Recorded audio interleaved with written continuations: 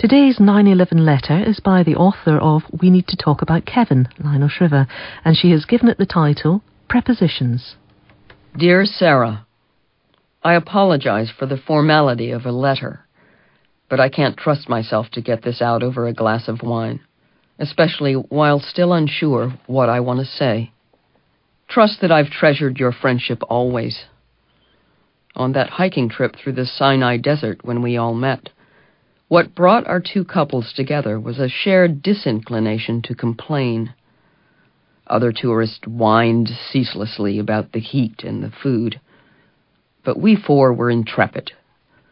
Consequently, I'd hate for this letter itself to seem a complaint. But then, maybe it is a complaint. Your husband died in 9/11.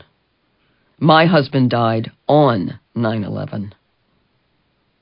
So much has ensued from those prepositions. A single one-letter variation in the alphabet. Oddly, your story is at least as vivid to me as my own, since I've heard you recount it so many times at dinner parties. It's the story everyone wants to hear. How the offices of David's investment bank had only recently moved to the 89th floor, a step up in every sense, but if only they'd stayed on the 37th, David would probably have survived. That day brambled with if-onlys. The PA announcement that everyone in the South Tower should return to their desks, which lost 7 precious minutes to escape before the second plane hit. Your final conversation with your husband. His report that the only working stairwell was billowing with smoke. His intention to head with several dozen others to the roof. The door to the roof being locked, though you only learned that later. The helicopters that never came. Yet I've told my story seldom. It doesn't feed local appetites. So allow me this once. In New York there are thousands of stories like David's now, but only one of Paul's. Like you, I recall the most mundane details of that morning. As usual, Paul had to be at Shiso by 10 a.m. to do prep for the Midtown lunch rush. But he decided to drive in order to swing by one of my clients after work. A 2-year-old Basenji had started peeing everywhere, and I'd agreed to take the dog in for retraining. Though Paul made twice as much as a chef as I did as a part-time dog trainer, he always put our work on a par. So he left that morning at about 8:45, in time to stop by the pet store on Broadway for more dog treats and kibble. He called me a few minutes later, on his way into the store, because on the car radio he'd heard about the accident at the North Tower. We worried about David, uncertain which tower he worked in, while I hurried to switch on the TV. That was the last time we spoke. I forgot to say I love you. We didn't say that all the time. We didn't want it to get tired. I tried calling you, Sarah, but of course the line was busy. Then the second plane hit. And that's when the horrible realization bloomed for us all, that the first plane hadn't been an accident either. I've reconstructed the rest of the timeline thanks to the Harrisons, about whose circumstances I now know more than I wish. I finally lost touch with the Harrisons, though they were almost torturously attentive for a while. Along with their 3 kids, Joy and Buddy Harrison had gotten an early start after a long weekend upstate, at a lakeside resort they could only afford with post-Labor Day off-season rates. The day before, they'd shopped at discount outlets to stock up on socks, underwear, and family packs of chicken. With luggage as well, their rattletrap minivan was crammed. Around 9:30, they'd been inching down Riverside Drive, listening to the radio like everyone else. Traffic had been bad, and Buddy would be late for work, the kids late for school. No one had yet entered the universe where there was no work. There was no school. The news was distracting, upsetting. So it took them a while to notice that their engine was on fire.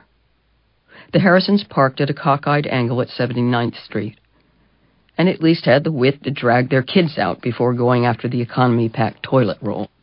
Buddy tried calling for the fire department, but 911, the number didn't yet seem eerie, was no longer answering. Driving down Riverside to work, Paul would have spotted a minivan by the side of the road with flames licking from under the chassis. He was the only motorist to pull over. The Harrisons are fiercely budget-minded, and even my beguiling husband couldn't get them to write off hundreds of dollars worth of discount products. So Paul helped them drag all their crap out onto the sidewalk, while the fire got worse. Minding the kids, Joy Harrison sidled over to our Volvo, whose radio was still playing. That's when they announced that the Pentagon had been hit. Joy gasped. Buddy rushed over, and they listened for a minute.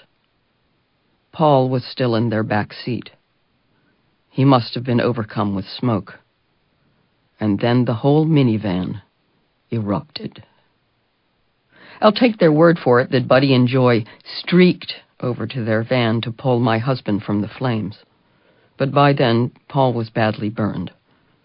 They tried calling an ambulance, but 911 was still jammed. Ironically, they could hear ambulances wailing down the West Side Highway the whole time, only 50 feet away. But the emergency vehicles were all headed downtown, not to some lowly car fire on Riverside and 79th.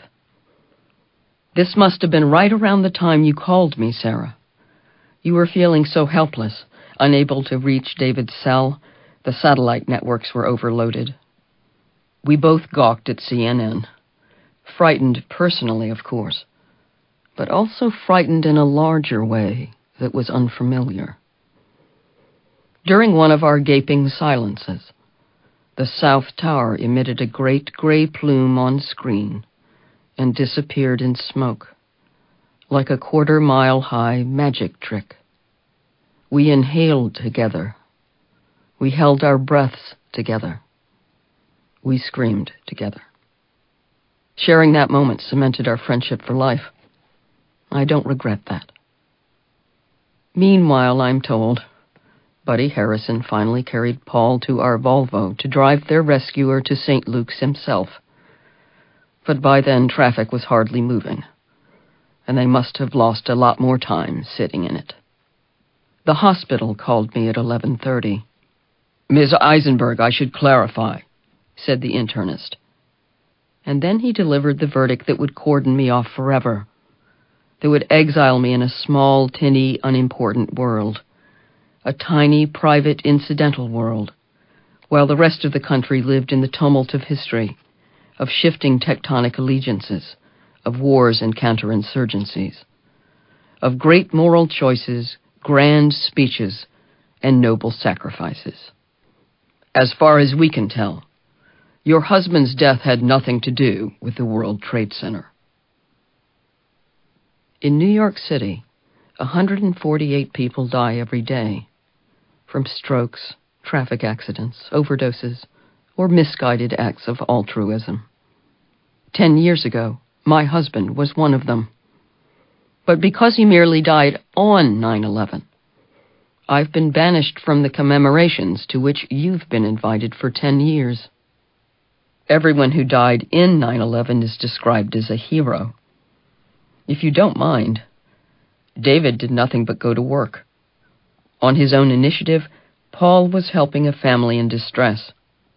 Paul was a hero. David was a casualty.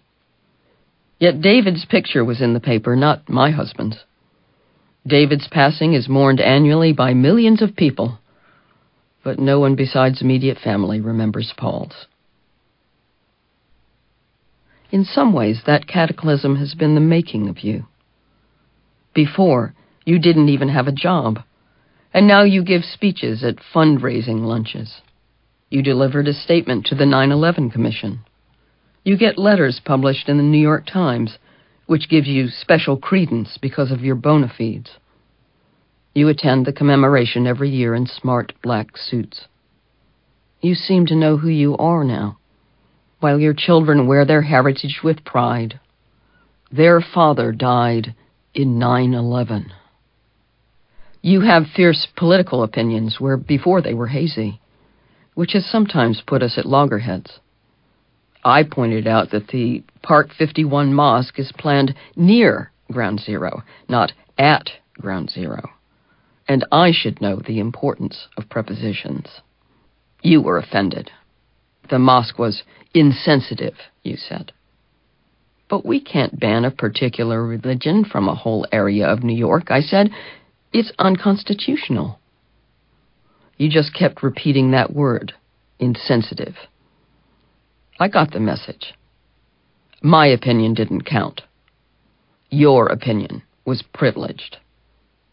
Sarah, maybe that's what I'm trying to say.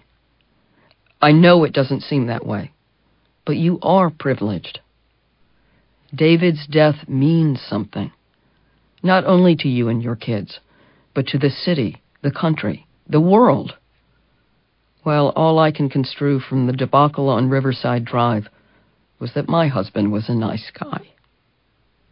The rest of us suffer our losses as deeply as you do, but can make nothing of them. We're left with no comprehension, no darker, larger concept like Islamic terrorism to locate at their heart, just an ongoing void and futile awfulness. We anguish alone and in silence. Our anniversaries are quiet, dolorous affairs, and the company with whom we share them dwindles. In primary school, a preposition was anything an airplane can do to a cloud. Since flying objects can apparently go through and even out the other side of tall buildings, perhaps a preposition is now anything an airplane can do to the World Trade Center. Whatever their definition, prepositions are powerful words. At Ground Zero, near Ground Zero, in 9/11, on 9/11. Our diverging fates have hinged on one letter. This year, perhaps you can finally afford some backhanded gratitude for that small I. Your life was shattered on an iconic shorthand, 9/11. Mine fell apart on plain old September 11th, 2001. Your loss has filled you, made you greater, connected you to your neighbors and your country, and raised you to a select elite. My loss has diminished me, as losses diminish most people. I will still join you in spirit downtown on Sunday. And I, too, will sorrow that night, as twin spotlights shoot, bend, and evanesce into the sky. But spare a thought for us exiles, the bereaved for no grand reason. Your lot has been hard, but I believe my lot has been even harder. For a decade, the conceit of our friendship has been quite the reverse. Still with great affection, Rachel.